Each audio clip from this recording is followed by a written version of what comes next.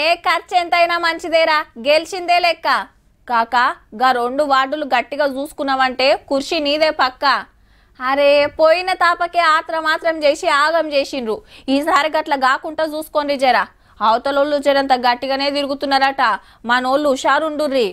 ఇగో అక్క, ఆళ్ళ మాటలిని మోసపోకు. మనోడు మనం వేసుకోకుంటే ఎట్లా? తెలంగాణలో ఏ పల్లెకు పోయినా ఓట్ల ముచ్చట్లే మళ్ళా. రైట్, రెండో విడత నామినేషన్ లేసుడు జోరుగా నడుస్తుంది. 4333 సర్పంచులు, 38350 వార్డు మెంబర్లకు కాయిదాలు ఇస్తున్నారు. పార్టీలతోటి సంబంధం లేదు గాని వెనకమర్ర సపోర్ట్ ఇస్తుండే వరకు జెండాలు పట్టుకొని జులుస్ తీసుకుంటూ వస్తున్నారు అంతా. ఇంకో దిక్కు అర్రాస్ పాటలు, ఏకగ్రీవాలు.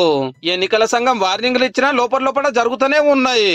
అయితే జోగులాంబ గద్వాల జిల్లా సల్కాపురంలా గుడి, చర్చి కట్టిస్తా, సీసీ రోడ్లు ఇస్తా, అంబులెన్స్ పెడతా, ఫ్రీ సిలిండర్ ఇస్తా, లగ్గం చేసుకున్న వాళ్ళకి పైకం ఇస్తా, 22 హామీలు ఇచ్చి 100 రూపాయల బాండ్ కాగితం మీద రాసిచ్చండి గీ అన్న. ఒకవేళ నేను ఈ బాండ్ లో పొందుపరిచినటువంటి విధంగా నేను పని చేయకపోతే నన్ను తీసేసా అధికారం కూడా గ్రామ ప్రజల ముందు పెట్టి.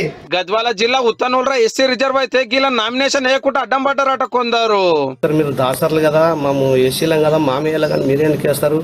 మేము ఇంతమంది 300 మంది మేమున్నాము, మీరు 30 మంది ఉంటే మీరు వేస్తారా ఓటు అని మమ్మల్ని అడ్డగించి. నిర్మల్ జిల్లా పెరకపల్లిలో కూడా ఎస్సీ వస్తే ఒక్క నామినేషన్ కూడా వాడాలి.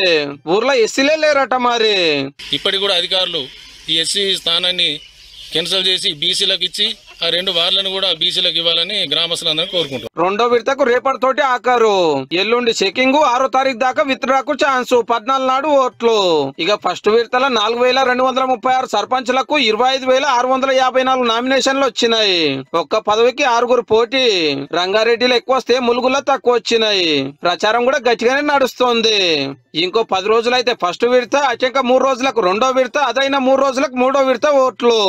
ఈ 20 రోజులు పల్లె పల్లెనే ఓట్ల జాతరేపో.